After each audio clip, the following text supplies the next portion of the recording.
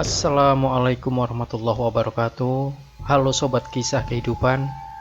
Bagaimana kabar Anda hari ini? Mudah-mudahan fine dan selalu dalam lindungan Allah Subhanahu wa taala.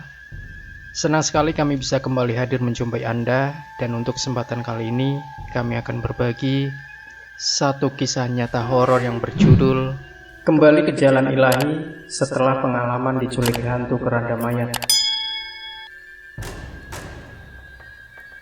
Selama seminggu, dia tak sadarkan diri setelah tubuhnya ditemukan di atas kuburan.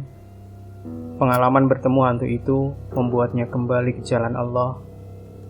Banyak orang yang tidak percaya adanya makhluk halus seperti genderuwo, kuntilanak, jin, dan sejenisnya. Tapi banyak pula orang yang percaya dan yakin bahwa mereka itu ada. Dan salah satu orang yang percaya adanya makhluk halus itu adalah aku. Dulunya aku tidak percaya sama sekali tentang kisah-kisah berbau hantu. Namun hal itu berubah setelah aku sendiri mengalami sebuah peristiwa yang sangat menyeramkan sekaligus mengerikan. Pengalaman ini pula yang sekaligus memberiku hidayah untuk kembali menjalankan segala perintah Allah Subhanahu wa taala. Sejak peristiwa ini, aku kembali rajin menjalankan sholat, baik wajib maupun sunnah. Padahal sebelumnya, aku termasuk pemuda yang berandalan. Karena pengalaman ini pula, setiap malam, aku kian rajin membaca Al-Quran.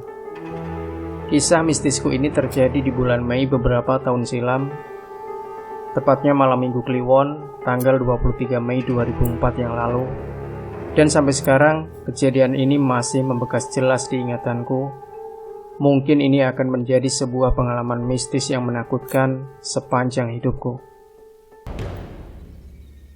Sebagai pemuda yang masih lajang, setiap malam minggu aku paling suka menonton hiburan dangdutan yang ditanggap orang yang sedang mengadakan pesta hajatan, baik itu di kampungku maupun di kampung tetangga.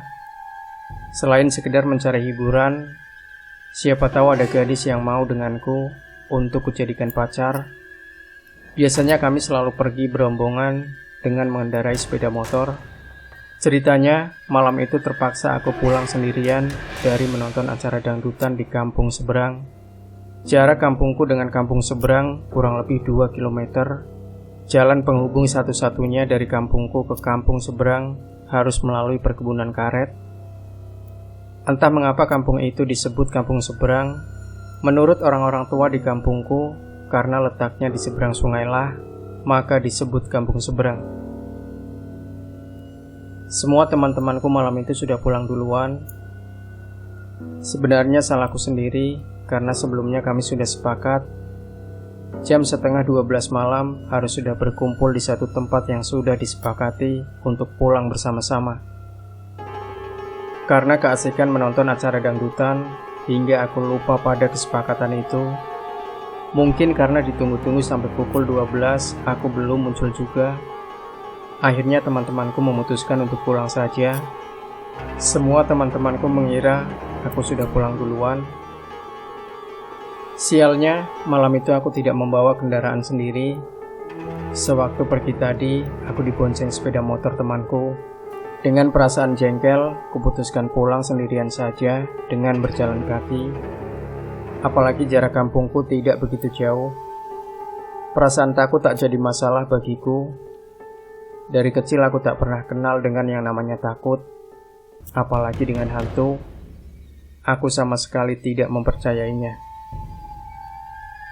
Suara jangkrik mengiringi langkahku menyusuri jalanan yang sunyi. Sesekali suara burung hantu terdengar di kejauhan. Pohon-pohon karet berdiri membisu berjajar di kiri kanan jalan. Untung saat itu bulan sedang purnama, hingga keadaan jalan tidak begitu gelap.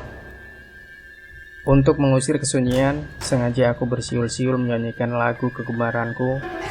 Anehnya, begitu sampai di tengah-tengah perkebunan karet, entah mengapa tiba-tiba saja badanku merinding. Kulihat jam di tanganku menunjukkan pukul 1 malam. Tiba-tiba sebatang cabang kayu yang cukup besar jatuh tepat di depanku. Suaranya mengejutkanku hingga jantungku hampir copot. Satu langkah lagi, habislah aku, batinku. Karena menghalangi jalan, ku coba untuk menyingkirkan cabang kayu itu ke samping. Belum lagi cabang kayu itu berhasil kusingkirkan, tiba-tiba terdengar suara tawa cekikikan, nyaring sekali. Hati kecilku berkata, jangan-jangan ini kuntilanak. Ku perhatikan sekelilingku, tetapi tidak ada apa-apa. Kembali suara tawa cekikikan itu terdengar. Ku perhatikan kembali sekelilingku, tapi tetap tidak ada apa-apa.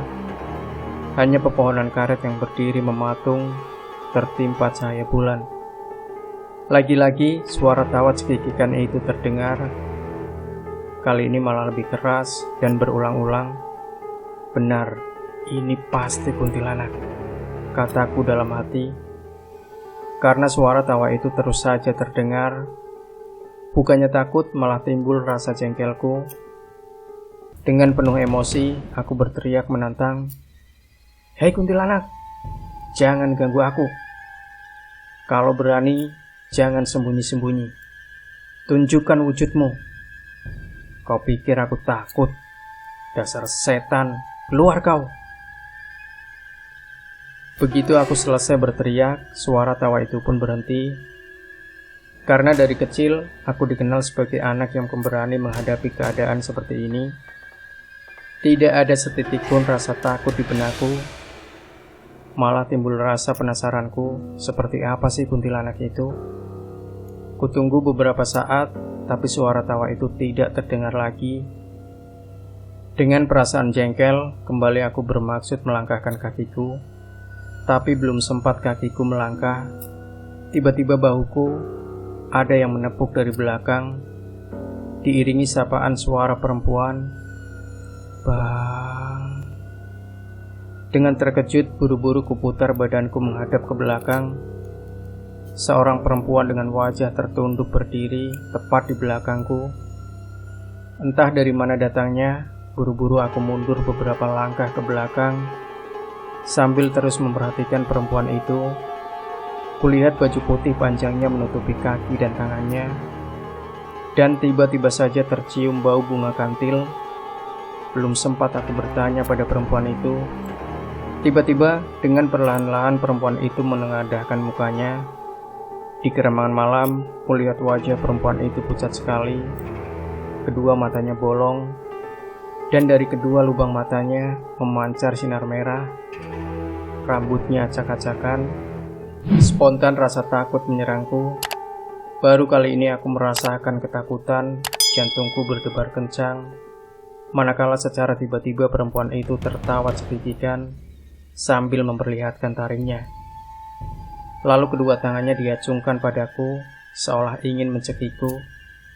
Kembali aku dibuat terkejut. Ternyata jari-jari tangannya tinggal tulang semua.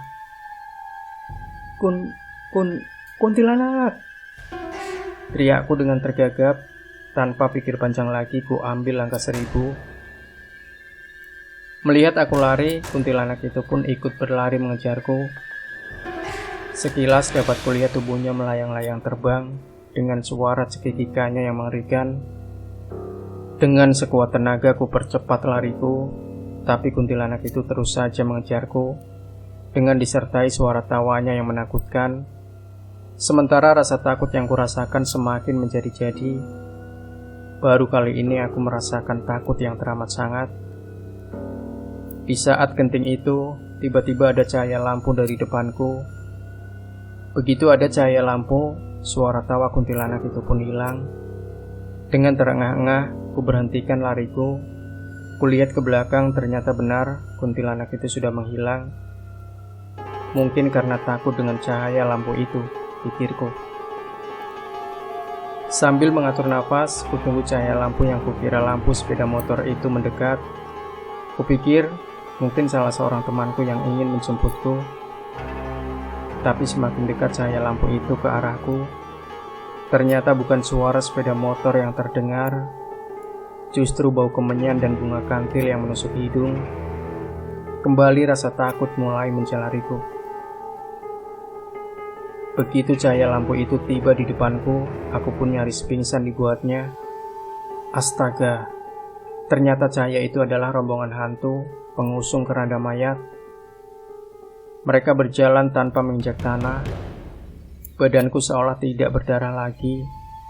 Jantungku berdegup kencang. Keberanian yang dulu ku bangga-banggakan hilang sudah. Dengan amat jelas kulihat satu orang tanpa kepala dengan leher berlumuran darah, membawa lampu berupa bulatan cahaya yang sangat terang. 4 orang pengusung keranda mayat mukanya hancur semua, dengan badan dipenuhi bercak-bercak darah di sana-sini. Sementara orang-orang yang mengiringi di belakang, tubuhnya juga tidak ada yang utuh. Mataku melotot tidak bisa dikedipkan. Sungguh sebuah pemandangan yang sangat mengerikan sekali. Tiba-tiba, rombongan pengusung keranda mayat itu berhenti saat lewat di depanku. Lalu secara serentak makhluk-makhluk mengerikan itu memalingkan wajahnya dan menatap ke arahku. Rasa takut yang kurasakan semakin menjadi-jadi. Napasku memburu karena menahan takut. Wajah-wajah makhluk itu sangat mengerikan. Mereka menatapku dengan tajam. Lalu salah seorang datang mendekatiku. Wajah berlumuran darah mengerikan. Salah satu matanya menggantung keluar hampir copot. Isi perutnya terburai keluar. Dengan jalannya yang seperti robot, makhluk itu mendekatiku. Ingin rasanya aku lari, tapi kedua kakiku tidak dapat digerakkan. Lalu dengan cepat, tangan makhluk itu mencengkram bahuku. Ku coba meronta melepaskan cengkramannya, tapi tidak berhasil. Tenaga makhluk itu sangat kuat sekali. Tubuhku diangkatnya dengan mudah, lalu dengan cepat tubuhku dilemparkan ke arah keranda mayat. Tubuhku melayang menuju keranda, dengan tiba-tiba pula penutup keranda itu terbuka sendiri.